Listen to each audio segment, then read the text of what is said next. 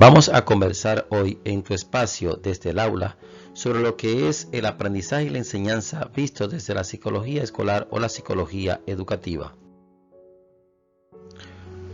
Por lo tanto, estaremos viendo el día de hoy conceptos vinculados con la psicología escolar.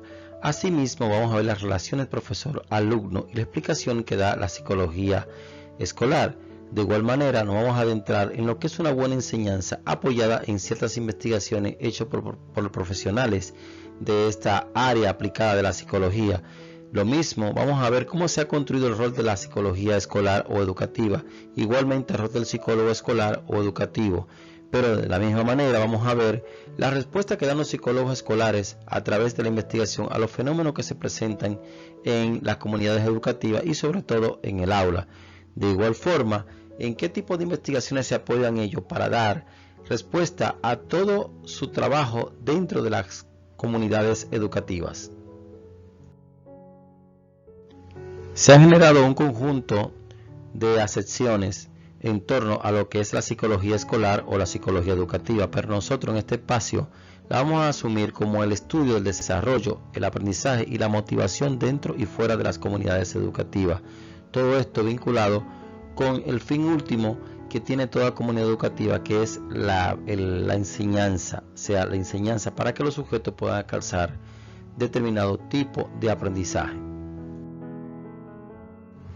Bridget Hunt y Robert Pianta estudiaron las relaciones tempranas entre el maestro y el niño o el alumno y la trayectoria de los resultados escolares de los niños hasta el 8º grado. En este estudio se tomaron en cuenta 3 elementos importantes. Primero, el nivel de conflicto entre el alumno y el profesor. Segundo, qué tanto dependía el niño en la relación con su profesor. Y asimismo, el afecto que tenía el maestro o el profesor hacia el alumno.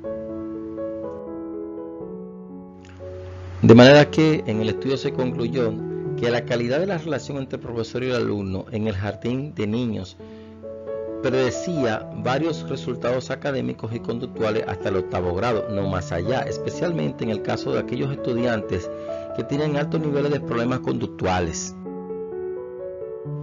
Para que pudieran disminuir las conductas inadecuadas de aquellos alumnos que se encontraban antes del 8º grado, era necesario que en ese proceso de relación alumno-profesor, los primeros, o sea, los profesores, se mostraran sensibles a las necesidades que demandaban los alumnos, pero asimismo que esto le pudieran brindar una retroalimentación frecuente, cálida y bastante congruente con la conducta que estaba mostrando el alumno, para que así más adelante esto no pudieran mostrar conductas inadecuadas.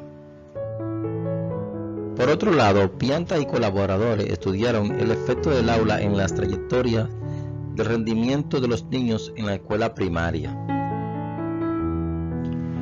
Estos investigadores encontraron como buenos predictores el progreso que pudieran tener los alumnos tanto en lectura como en matemática, y de hecho que alcanzaran buenas calificaciones eran fundamentalmente la calidad de las emociones en las relaciones profesor-alumno, pero también las habilidades que los profesores pudieran tener para reconocer y responder a las necesidades o demandas de los alumnos en el aula. Así que por lo tanto, estas 2 investigaciones son muestra de lo que hacen los psicólogos escolares en cuanto al comprender mejor la enseñanza o los procesos de enseñanza-aprendizaje y las estrategias que tienen que utilizar los maestros, convirtiéndose ellos en tremendos asesores de la labor enseñanza-aprendizaje por parte del maestro.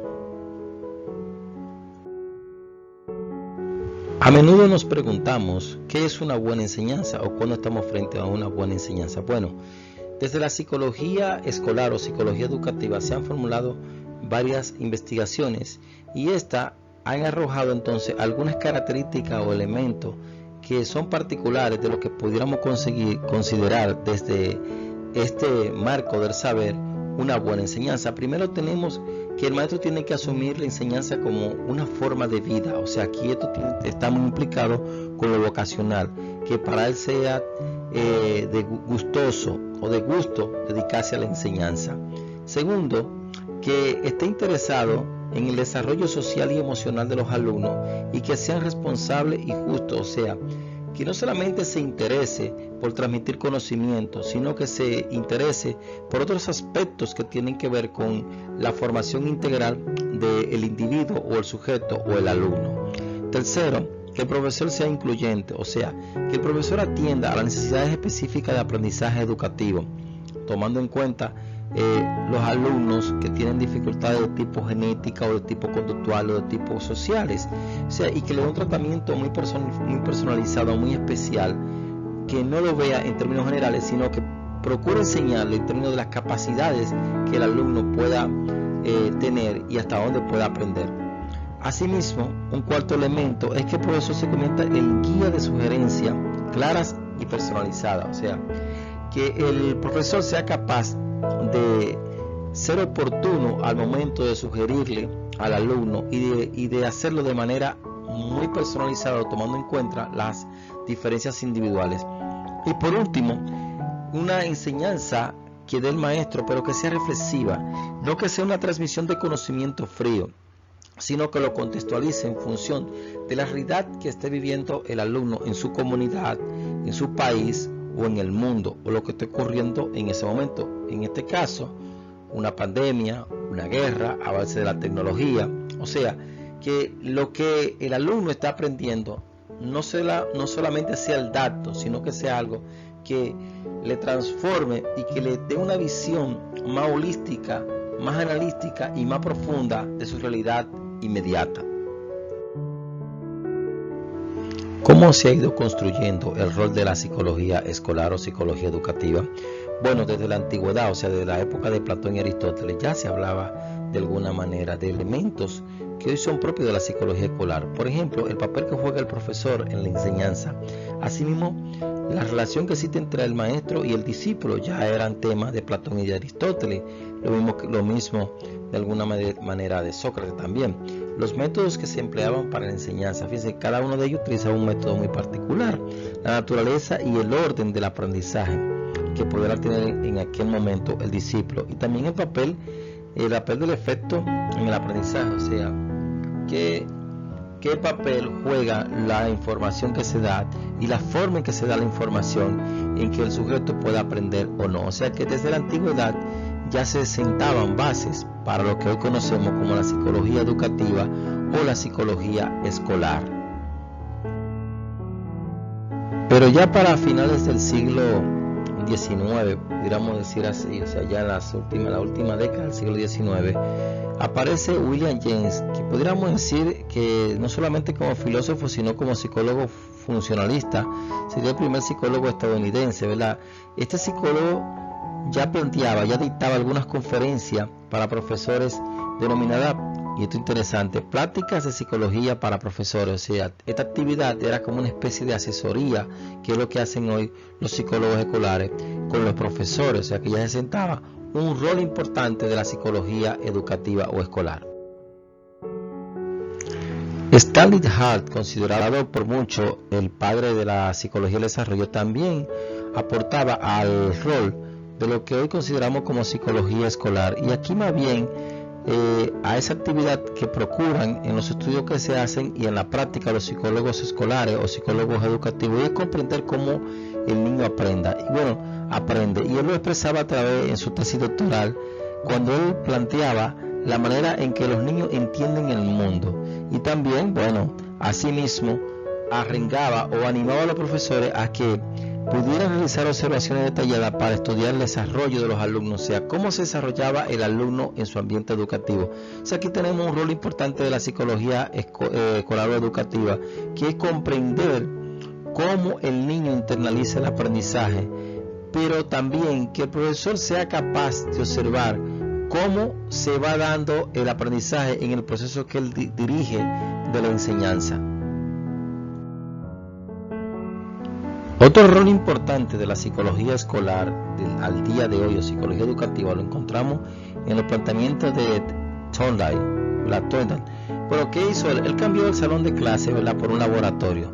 Hoy día los psicólogos escolares hacen estudios observacionales y estudios de casos dentro del aula, o sea que cada espacio educativo, cada espacio de enseñanza se convierte en una especie de lugar, de fuente de conocimiento por las investigaciones que hacen los psicólogos escolares para comprender no solamente el proceso de enseñanza-aprendizaje, sino procesos adaptativos, cómo se da, por ejemplo, el aprendizaje cooperativista, pero también cómo se integran los alumnos en función de la cultura de procedencia, porque recuerden que vivimos en un mundo multicultural y sobre todo que hoy día se adelanta hacia una enseñanza igualmente tecnológica a través de los medios tecnológicos. O sea que de alguna manera cada espacio, sea este virtual o sea físico, se convierte en un laboratorio de estudio para los psicólogos escolares, y estos son algunos de los roles fundamentales que encontramos en la psicología escolar a través del tiempo, llegado hasta el día de hoy.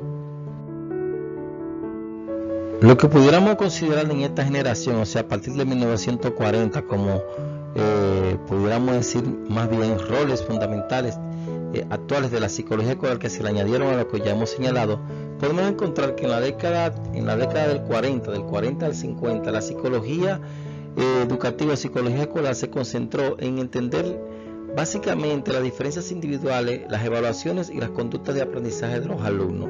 Más adelante, ya en la siguiente década, los investigadores se enfocaron en el estudio del desarrollo cognitivo y el aprendizaje, específicamente en la manera en que los estudiantes aprenden conceptos y recuerdan, o sea, la forma en que aprenden. O sea, se tomaban ya elementos que hemos señalado, pero ahora de manera más sistematizada, ya con estudios mucho más recientes. Y pudiéramos decir ya en este siglo, específicamente ya en este siglo, que se ha despertado dentro de la psicología escolar de entender fundamentalmente la cultura y los factores sociales y socioeconómicos que están vinculados con el aprendizaje de los alumnos en las comunidades educativas. O sea, que hoy se presta mucha atención a esto, y también se presta atención asimismo a las necesidades específicas de aprendizaje de los alumnos o de apoyos educativos. Va a depender cómo se le llame, o sea, pero es importante entender la cultura, porque como les decía anteriormente, nosotros vivimos en un mundo multicultural. Estos roles que hemos visto hasta aquí de la psicología educativa se entremezclan desde el pasado hasta el presente. Lo que ocurre es que en el presente se plantean de una forma más sistemática, más acabado y fundamentado en estudios ya empíricos. Aquí podemos ver en la psicología actual los roles del psicólogo educativo o psicólogo escolar en términos universales, en términos generales. Bueno, un rol fundamental del psicólogo escolar o psicólogo educativo en la actualidad es hacer investigaciones acerca del aprendizaje y la enseñanza, pero al mismo tiempo él tiene que trabajar para mejorar la práctica educativa, convirtiéndose en asesores, en investigadores, en elementos de apoyo, de intervención. O sea, él planifica, pero a la vez interviene. Esto sería en términos generales, en términos, pudiéramos decir, universales. Cada país, cada nación establece otros roles de manera particular y de manera puntual. Vamos a ver aquí entonces en detalles qué es lo que hace la psicología educativa o psicología escolar en la actualidad, y cuáles son esos roles entonces que se le atribuyen en términos generales o universales a los psicólogos escolares o psicólogos educativos. Otro rol que tiene que asumir el psicólogo educativo o psicólogo escolar en la actualidad es comprender el proceso de aprendizaje y enseñanza que se da en cualquier escenario. O sea, cómo experimenta el sujeto la enseñanza cuando el aprendizaje, cuando se le enseña algo. No importa que sea en el contexto familiar, en una industria, en una fábrica. Este es un rol fundamental hoy día, porque los procesos de aprendizaje están ahora mediatizados por la tecnología y se dan a través de la virtualidad, lo que implica que la psicología escolar ahora tiene que apuntar a las investigaciones que expliquen cómo se da el aprendizaje a través de los medios tecnológicos y de los medios virtuales.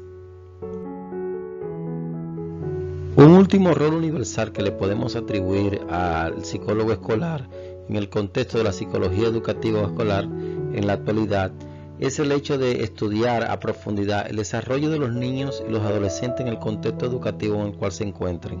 Asimismo, el aprendizaje y la motivación en cuanto a cómo los niños aprenden determinado tipo de cosas y los adolescentes, o sea, cosas y temas, y cómo cómo se desarrolla ahora ese proceso del niño en el contexto educativo, donde el contexto educativo ahora se trasladó al hogar, ahora se da a través de medios tecnológicos o a través de medios tradicionales como la radio y la televisión, depende en qué latitud del mundo lo encontremos, que pareciera en principio que es circunstancial, pero todo aviso de que va a ser permanente. O sea, lo que va a ser opcional va a ser lo que era antes, que era lo presencial.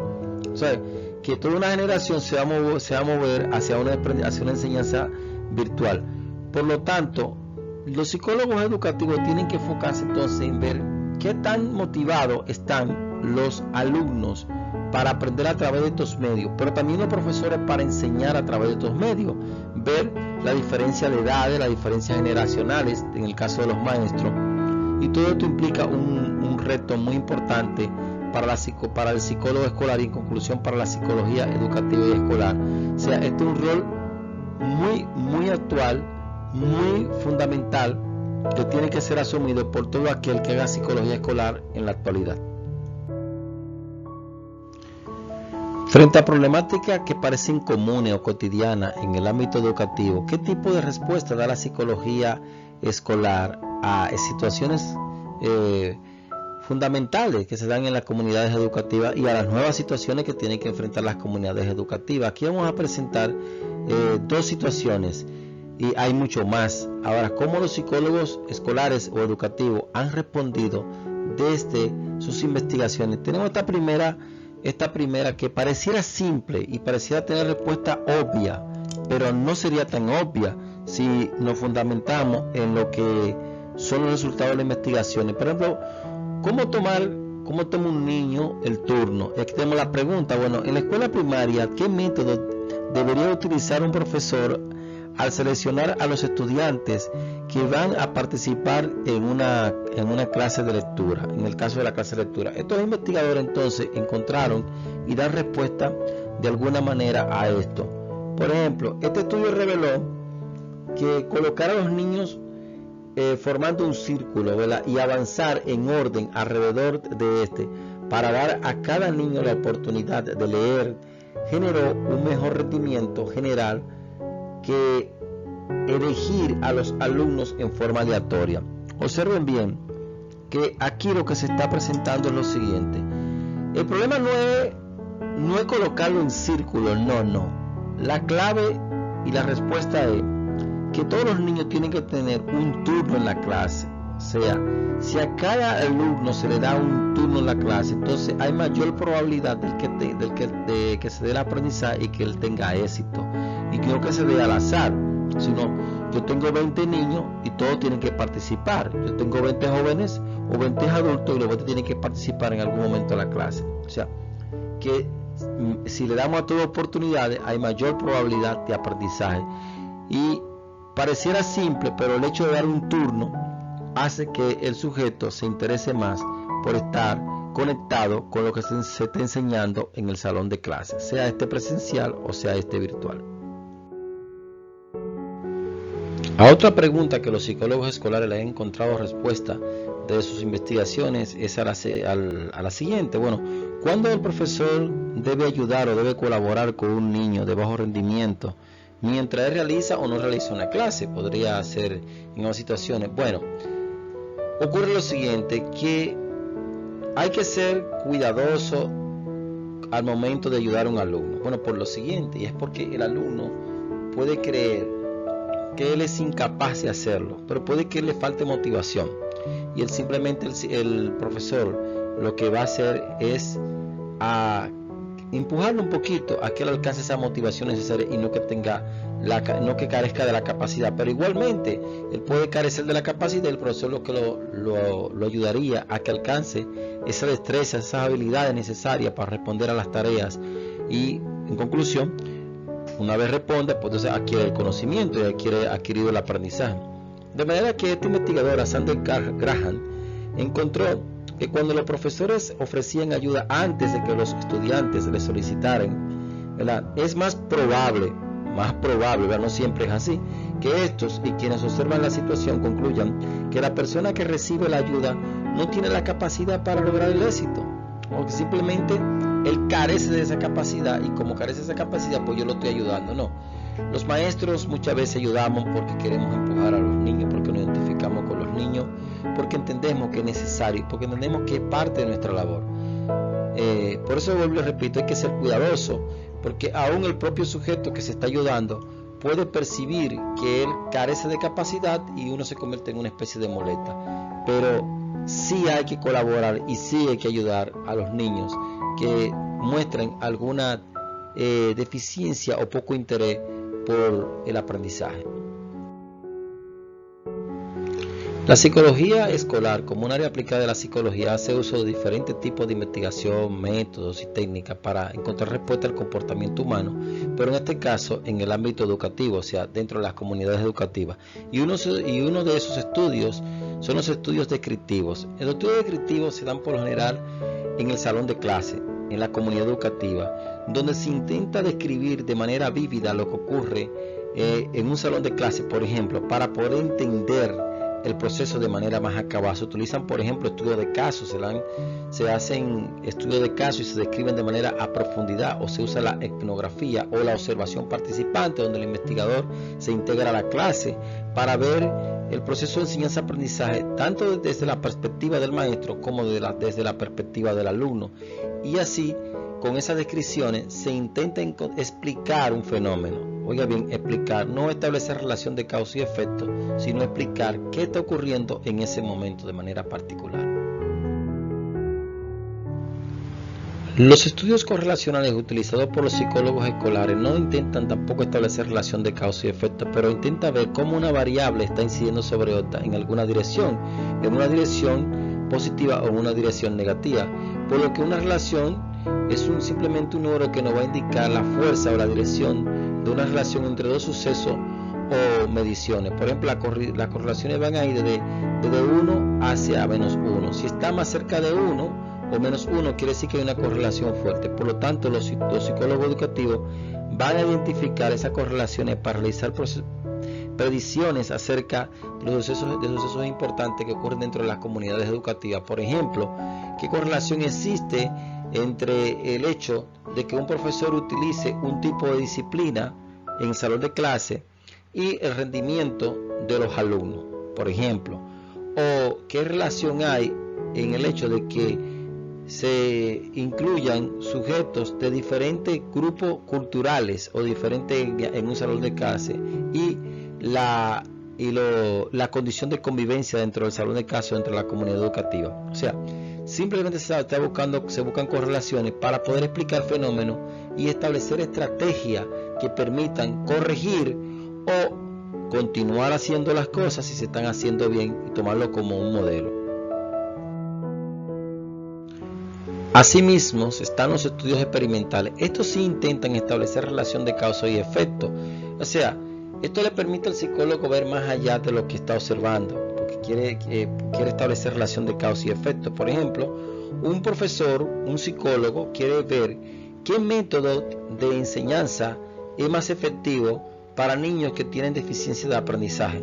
Y toma entonces un grupo control y le aplica un método, y a un grupo experimental y no le aplica ningún método, para ver si se mejora la condición de aprendizaje de los alumnos. Igualmente, con respecto a patrones o modelos de modificación de conducta dentro del aula o dentro de la comunidad educativa, se toma un grupo control y un grupo experimental, y así podemos establecer qué es lo que causa, cuál es la relación de causa y efecto que hay con respecto al fenómeno. O sea, estos estudios se hacen con mucho cuidado y dan muchos resultados. O sea, hay que tomar en cuenta cuestiones éticas, morales, cuando estamos haciendo estudios experimentales. Pero claro está, en todo tipo de estudio hay que tomar en cuenta los principios éticos morales, y cuanto no más que se trata de una comunidad educativa. Por último, tenemos los estudios microgenéticos. O sea, en esta explicación no quiere decir que los psicólogos no utilicen otro tipo de estudios como los estudios transversales o los estudios longitudinales. Tenemos que aclarar que este tipo de estudios son bastante costosos y por lo general se hace con un solo niño. Por ejemplo, los investigadores que durante el transcurso de varias semanas analizan la forma en que los niños aprenden una estrategia específica para sumar números de 2 dígitos. Estarían utilizando este tipo de enfoque o tipo de investigación, que a su vez el mismo va a poseer tres características básicas. La primera es que los investigadores observan el periodo completo del cambio, desde que inicia hasta el momento en que se vuelve relativamente estable, o sea, en este caso, el aprender a sumar con 2 dígitos. Segundo, se analizan muchas observaciones, a menudo utilizando grabaciones en videos, entrevistas y transcripciones de las palabras exactas de los individuos que se estudian. Y por último, la conducta que se ha observado se coloca de manera, podemos decir, de manera bastante experticia, es decir, se examinan a cada momento, constantemente, o ensayo, podríamos decir ensayo tras ensayo, ya que el objetivo consiste en explicar en los mecanismos subyacentes al cambio. Por ejemplo, podríamos decir cómo se generan nuevos conocimientos y nuevas habilidades para el sujeto en realizar suma de 2 dígitos, y cómo se está desarrollando para que se produzca ese cambio a nivel cognitivo, cuáles son los cambios que se están produciendo. Entonces, este tipo de investigaciones, insisto, no son muy comunes por el nivel de costo que implica, y los psicólogos escolares sí las realizan. Lo que usted no va a encontrar es muchas investigaciones de esta naturaleza. Estos no son los únicos tipos de investigaciones que utilizan los psicólogos escolares, utilizan otro tipo más de investigaciones, pero esta es la que le hemos presentado hasta este momento. Hasta aquí hemos llegado con esta interesante relación entre enseñanza y aprendizaje vista desde la psicología escolar o la psicología educativa. Espero que le haya sido de provecho y nos vemos en otra entrega más desde el aula con el profesor Beli Daniel Castillo.